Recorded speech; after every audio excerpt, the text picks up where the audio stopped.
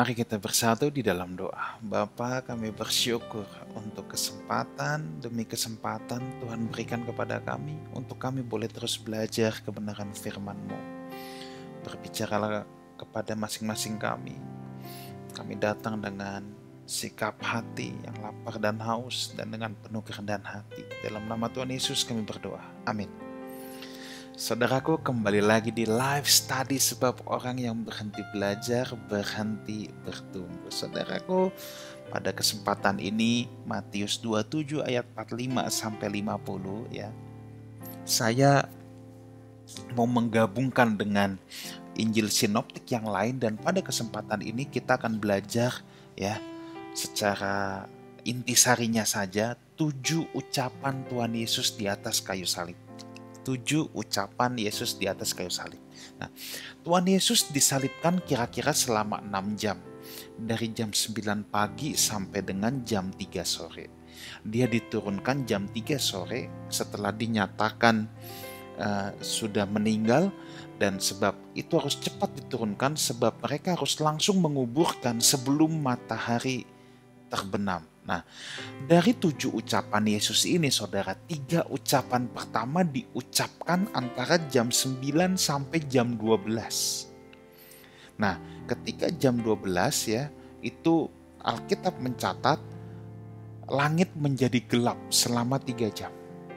Nah, 4 ucapan lainnya itu jam 12 sampai jam 3. Nah, kita akan lihat ucapan Yesus yang pertama dulu. Ucapan yang pertama adalah ucapan pengampunan. Ucapan pengampunan. Yang bunyinya begini. Ini adanya di Lukas 23 ayat 34. Ya Bapa, ampunilah mereka sebab mereka tidak tahu apa yang mereka perbuat. Ya Bapa, ampunilah mereka karena mereka tidak tahu apa yang mereka perbuat. Perkataan pertama ini diawali dengan kata Bapa, menunjukkan adanya hubungan yang erat dengan Bapa di sorga, saudara ya. Dari kalimat ini ia juga menyatakan sifat Allah yang adalah kasih dan adil, cinta kasih yang sanggup membalikan dan menghentikan murka Allah atas orang berdosa. Dan keadilan yang menyatakan hukuman dan murka Allah atas dosa. Ya, saudara, bayangkan dia disiksa, tetapi dia bisa berkata, mereka tidak tahu apa yang dia perbuat. Ini cinta kasih yang bisa membalikan dan menghentikan murka Allah atas orang berdosa. Bayangkan cinta kasihnya Tuhan Yesus ini, saudara. Manusia yang berdosa harus dihukum, tapi tidak jadi dihukum. Karena ada korban Tuhan Yesus yang menggantikan. Murka Allah atas manusia digantikan oleh Tuhan Yesus. Tapi yang hebatnya adalah dia tidak pendendam. Dia justru maha pengampun dan penyayang. Kalau kita kira-kira gimana saudara? Apakah kita bisa seperti Tuhan Yesus? Pada saat di posisi seperti ini, apakah kita bisa punya juga kelapangan hati? Dan seperti Tuhan Yesus, ya Bapa, ampuni mereka.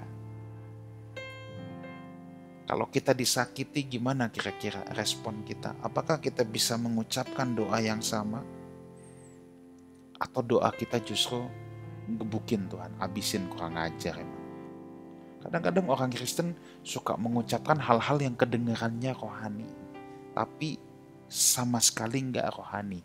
Misalnya gini, biarin, pembalasan itu hak Tuhan. Ayatnya memang ada, tapi masalahnya motif di dalamnya. Dia berkata pembalasan hak Tuhan, ya, itu sebenarnya dalam hatinya penuh dengan kebencian dan dia nggak bisa membalas. Karena orang yang menyakitinya dianggap lebih kuat. Lebih berkuasa, lebih powerful. Maka dia bilang, pembalasan hak Tuhan. Ya. Coba kalau dia punya kekuatan buat balas, dia yang balas.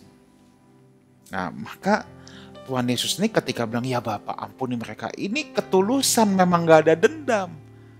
Kalau kita seringkali bilang pembalasan hak Tuhan, hatinya kita dendam, kita aja yang nggak bisa balas gitu loh.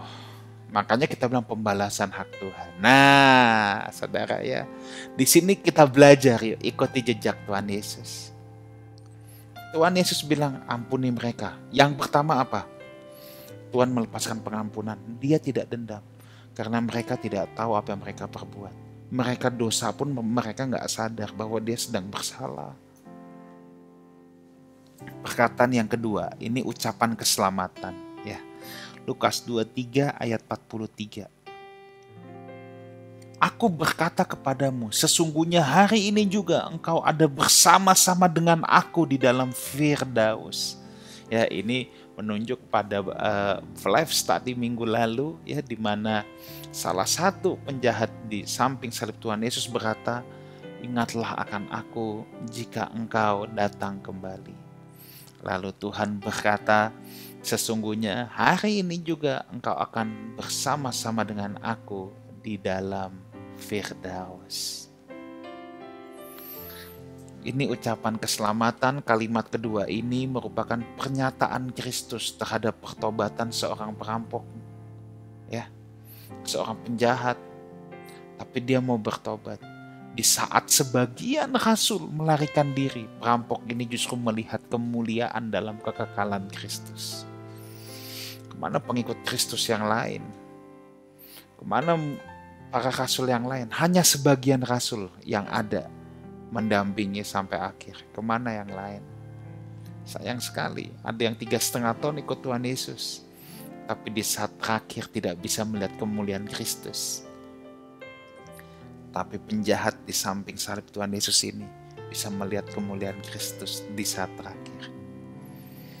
Dia justru yang bisa bilang, ingatlah akan aku jika engkau datang sebagai raja. Yang lain udah berhamburan, udah gak tahu, udah gak jelas kemana. Dia yang mempercayai Yesus.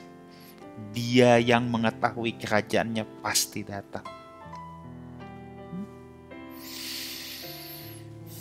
Dan di sini juga ayat ini mengisyaratkan kepada kita bahwa Firdaus itu Tuhan yang punya. Dia yang berhak. Dia yang berhak ya, untuk memberikan Firdaus ini kepada siapapun yang ia mau berikan. Ia penguasanya. Lalu ayat ini juga mengingatkan kita, keselamatan kita adalah anugerah Allah semata, bukan karena perbuatan baik kita, saudara. Ya, perbuatan baik adalah buah dari keselamatan. Ya, kita harus berbuat baik dan pasti harus berbuat baik. Tapi keselamatan itu asalnya inisiatif Tuhan yang turun ke bumi, disalibkan. Ya. Bukan hidup keagamaan, bukan jasa manusia yang bisa menyelamatkan kita. Di sini kita harus clear dulu. Maka sekalipun penjahat di samping Tuhan Yesus ini yang saya katakan minggu lalu, baru saat terakhir ingatlah akan aku, Tuhan langsung bilang, hari ini juga engkau bersama-sama aku ke dalam Firdaus.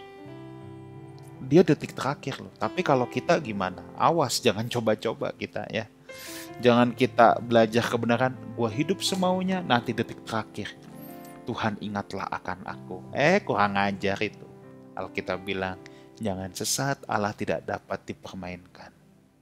Orang yang tahu banyak, dituntut banyak. Mungkin saudara bilang, kalau gitu aku gak usah belajar Alkitab, supaya aku gak dituntut banyak. Domba harus mengikuti suara gembalanya. Bukan suara saya, suara gembala kita yang agung, Tuhan Yesus. Kalau domba gak mau dengerin suara gembalanya, namanya kambing.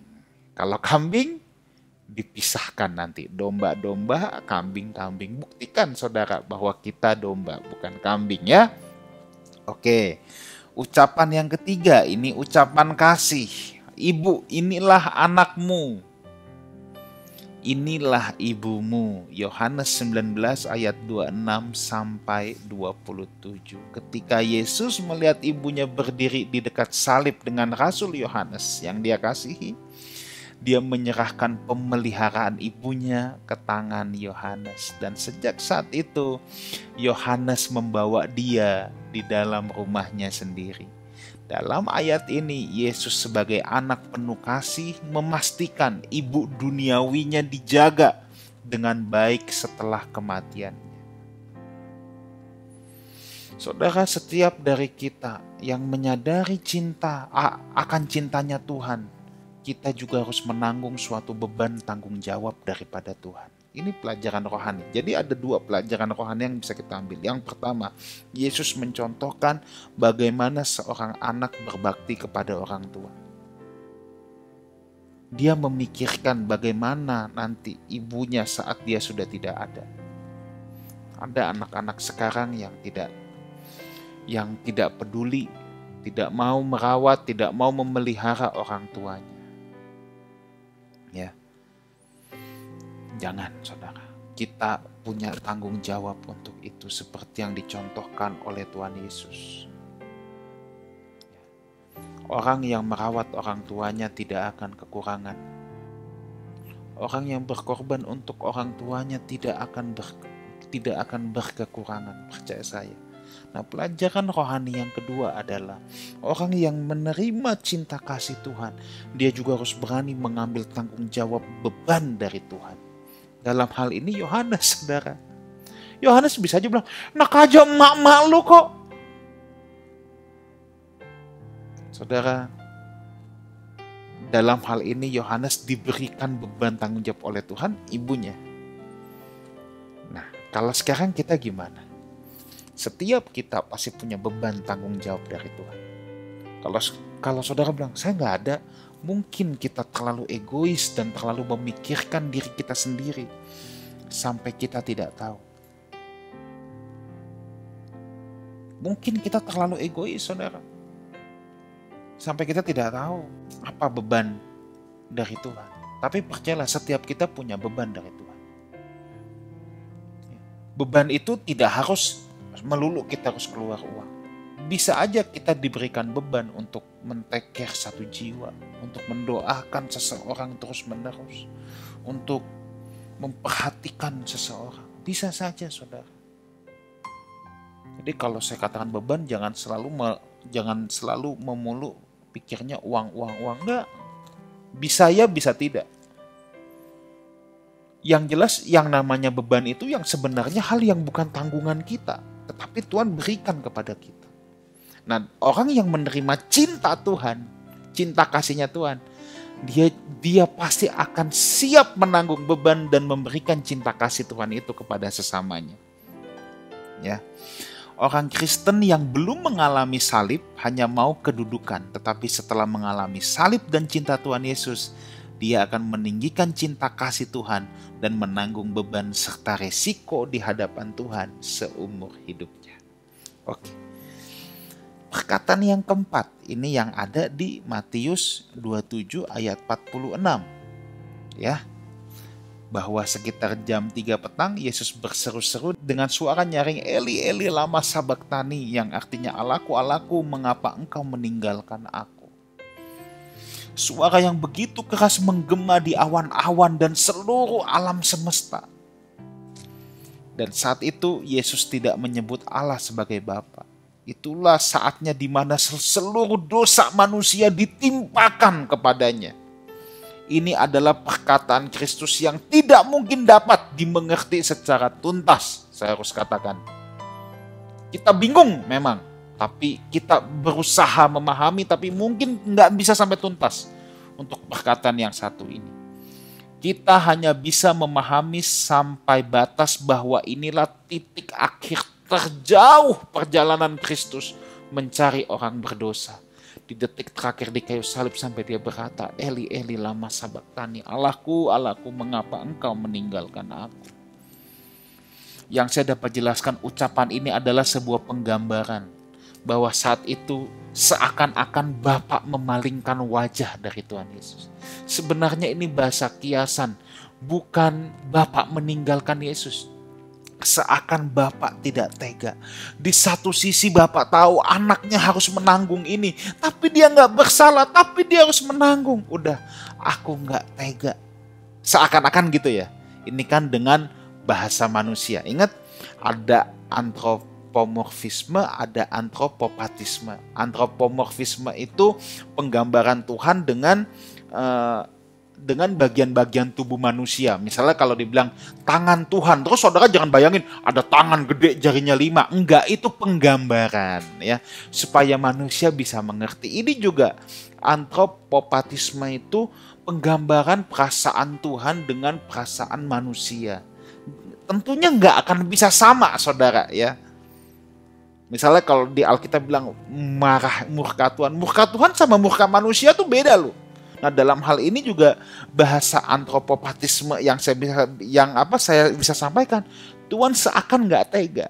Mungkin ini penggambaran doang ya, tapi tidak bisa mewakili seutuhnya. Kalau orang tua harus misalnya membiarkan anaknya, dia melihat anaknya struggling, menderita, tapi dia tahu dia tidak boleh tolong. Dan anaknya harus melalui itu. Ya misalnya di ujian militer deh. Masuk militer kan berat tuh, latihannya apa. Ya tapi anaknya harus berjuang sendiri. Dan ini bisa dalam bidang kehidupan kita yang lain juga, di mana kita harus membiarkan anak kita berjuang. Kita mau rasanya membantu, kita mau rasanya tolongin, tapi nggak boleh. Itulah perasaan Bapak. Sampai kadang-kadang mungkin kita sebagai orang tua, udah deh mendingan gue jangan lihat deh. Nggak tega lihatnya ya. Tapi dia harus lalui itu, saudaraku. Itulah kira-kira. Tapi ini titik terjauh perjalanan Kristus mencari manusia yang berdosa. Ayat perkataan yang kelima sekarang ya. Ucapan penderitaan jasmani, aku haus. Itu Yohanes 19 ayat 28. Apa arti perkataan ini? Siapa yang berkata? Kepada siapa? Apakah Kristus sedang meminta minuman untuk melepaskan dahaga? Mengapa Kristus menjanjikan air kehidupan? Lalu sekarang mengatakan hal ini, bukankah ini paradoks?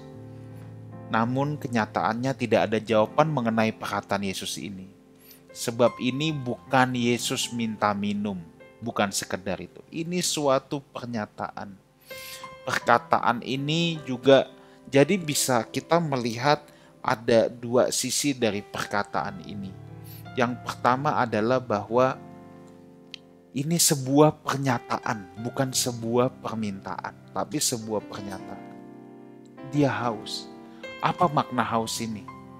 Ya tidak jelas juga, saudara ya. Haus akan jiwa-jiwa yang terhilangkah? Haus untuk menuntaskan kehendak Bapa? Kan suka ada istilah lapar dan haus. Ya itu. Kayak sebuah kehausan rohani untuk melihat jiwa-jiwa yang akan diselamatkan. Tapi bisa juga memang ini diartikan sebagai menunjukkan penderitaan jasmani. Bahwa Kristus betul-betul manusia. Dia merasakan penderitaan kita. Ya. Dia haus. Bahwa penderitaan ini bukan sandiwara atau pura-pura. Ini benar-benar, saudara. Jadi saudara jangan pikir pas disalib, dalam hati Yesus sih kecil nih mah, senang-senang aja deh. Ya jangan dipikir itu. Ini betul-betul menderita, haus juga betul-betul haus ya. Oke, kita teruskan ucapan yang ke-6, Yohanes 19 ayat 30. Sudah selesai. Perkataan terakhir Yesus berarti bahwa penderitaannya telah selesai dan seluruh pekerjaan Bapaknya yang diberikan kepadanya untuk dilakukan, termasuk untuk memberitakan Injil, melakukan mujizat, memperoleh keselamatan kekal bagi umatnya, telah dilakukan semua. Semua sudah selesai. Nah, sudah selesai ini punya makna yang pertama, memang Yesus sudah menyelesaikan semua tugas Bapa. Makna yang kedua juga bisa gini, hutang dosa telah dibayar. Kalimat ini menyatakan kemenangan total. Ya. Sudah selesai, kutuk dosa kita sudah selesai. Jadi saudara jangan percaya kalau orang Kristen dikit-dikit masih ada kutak-kutuk. Nggak ada, semua sudah selesai di atas kayu salib. Ya, ini udah tuntas sama Tuhan Yesus, semuanya sudah dibayar lunas. Tetapi dengar baik ini, karakter buruk kita belum selesai. Yesus sudah menyelesaikan apa yang harus dia selesaikan. Tuhan udah menyelesaikan bagian dia, kutuk dosa manusia semua sudah dipikul di atas kayu salib. Tetapi kalau untuk karakter buruk kita belum selesai, kita jangan berpikir karakter buruk kita juga Tuhan selesaikan di atas kayu salib. Enggak. Tuhan kasih contoh, Tuhan kasih benihnya dulu. Roh Kudus memampukan kita, sekarang kita yang harus berjalan, kita yang harus berjuang. Oke, ucapan yang terakhir. Ya Bapa, ke dalam tangan-Mu kuserahkan nyawaku. Lukas 23 ayat 46. Pada perkataan ini, Yesus rela menyerahkan nyawanya ke tangan Bapa, menunjukkan memang dia sudah diambang kematian dan Allah telah menerima pengorbanannya. Ia mempersembahkan dirinya sendiri kepada Allah sebagai persembahan yang tidak bercacat. Dan ingat baik, ucapan ini menandakan jiwa Kristus bukan dirampas dan ditelan oleh bumi. Ia yang secara aktif menyerahkan nyawanya kepada Bapa. Dua ucapan terakhir ini luar biasa buat saya. Sudah selesai. It is done. It is done. Lalu, ya Bapa, ke dalam tangan-Mu kuserahkan nyawaku. Ini kalimat penyerahan total yang luar biasa. Yesus sudah selesai melakukan bagiannya dan sekarang dia bilang, Bapa, dalam tangan-Mu kuserahkan nyawaku. Hasil akhir semua terserah Bapa. Dalam tangan-Mu Bapa, kuserahkan nyawaku. Bisakah kita seperti itu juga, saudaraku? Dalam tangan-Mu kuserahkan nyawaku. Saya berdoa, setiap kita punya semangat yang sama, punya spirit yang satu ini. Setiap kita punya spirit yang satu ini, kita melakukan bagian kita, dan kita berkata, Tuhan, dalam tangan-Mu kuserahkan semuanya. Saudaraku, 7 perkataan Tuhan Yesus di atas kayu salib ini merupakan perkataan-perkataan yang powerful dan saya berharap menjadi berkat untuk kita semua. Mari kita berdoa. Terima kasih untuk kesempatan ini, untuk kami boleh belajar kebenaran firman-Mu. Materaikan Tuhan dalam hati, dalam loh hati setiap anak-anak. Dalam nama Tuhan Yesus kami berdoa, kami mengucap syukur. Amin. Saudaraku, jangan lupa subscribe YouTube channel Lifehouse Community. Setiap Kamis jam 7 malam kita ada We Talk, acara talk show yang akan memberkati saudara semua. Dan juga setiap hari Minggu jam 9 pagi ada live streaming dimanapun saudara berada, saudara bisa mengikutinya. Ya, saudara bisa mengikuti live streaming dan ada live house music juga. Di sana ada lagu-lagu yang akan memberkati saudara semua. Dan jangan lupa follow Instagram Lifehouse Community. Ada live message renungan harian yang setiap pagi akan memberkati saudara. Kiranya Tuhan Yesus menyertai kita semua.